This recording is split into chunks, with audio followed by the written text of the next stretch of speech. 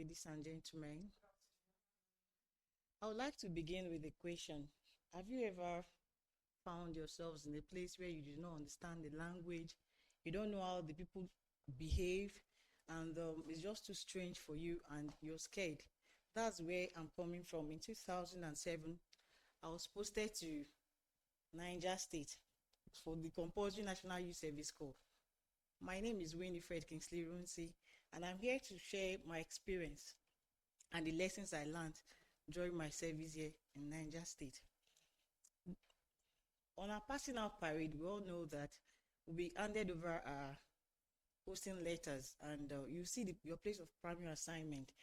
Mine was a bit of confusion because nobody knew where I was going to. Even when I was showing the person that gave me the posting letter, I was saying, I don't know this place. I was confused. You know what that means? I already have that impression that, hey, I'm in the north and I'm not used to this. But who am I going to ask?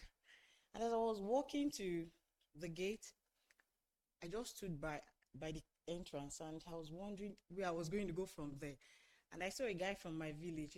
He just asked me, what do you have in your hand? Let me know where you're going to. He checked, he said, no. See me in my office tomorrow.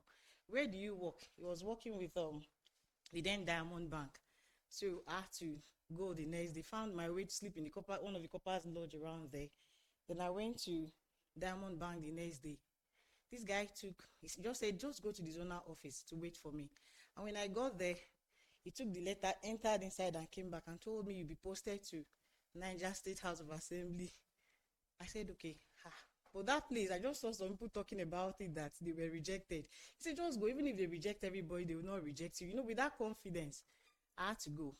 And immediately I got to the gate, they were all standing there and they were like, are you Winifred? I said, yes. He said, oh, it's you that made them to reject all of us, that except they see Winifred. I was now wondering how. He said, let's go to the clerk's office. And really, I got there, they gave me my acceptance letter. I did all I needed to do. Then we left. Then a few weeks, we returned. I was posted to Information and Communication Department, where I was given, as a corps member, you'll be given some things to do. I was doing those things. I didn't know that they were watching me. Corps members, because you're not used to anything around there, you don't want to go to work. But I was going every day. I didn't see it like it was a big deal. And prior to that, I didn't have a place I was staying. And somehow, they just called me and said, you have a place to stay in the legislative quarters. So I was happy about it. Then 3 weeks after that time, I was called by the protocol officer. I said that was working in one of the departments there that they need a corps member that is diligent. And everybody recommended me, maybe because I was always going, even if I didn't have anything to do, I'll still go to do any work assigned to me. So I went there, and after the interview, she just told me, it was a lady that was the minority chief whip. She just said, congratulations, you have started working. I said, just like that? So how am I going to? She said, don't worry. The next day, she got everything that I needed to, as somebody, I'm not a northerner, so she had to buy fabrics to make for me clothes. I'll be wearing when we're going out. So one of the lessons I learned there is that you don't need to know a place. You don't need to be familiar to a place. You need to just go there to make a difference. So that was what I did. I made a difference as a corps member there. That at some point, they were even calling me the 28th member because I was so everywhere, not everywhere, like any work that was available, I was doing it.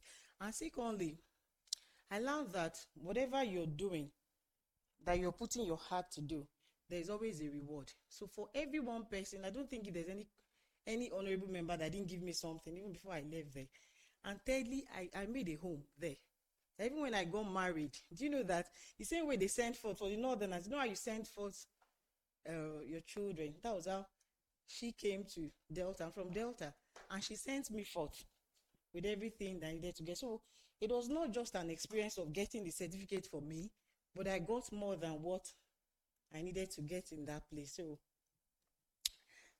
in conclusion, anywhere you see that you call a home, you don't need to be familiar with them.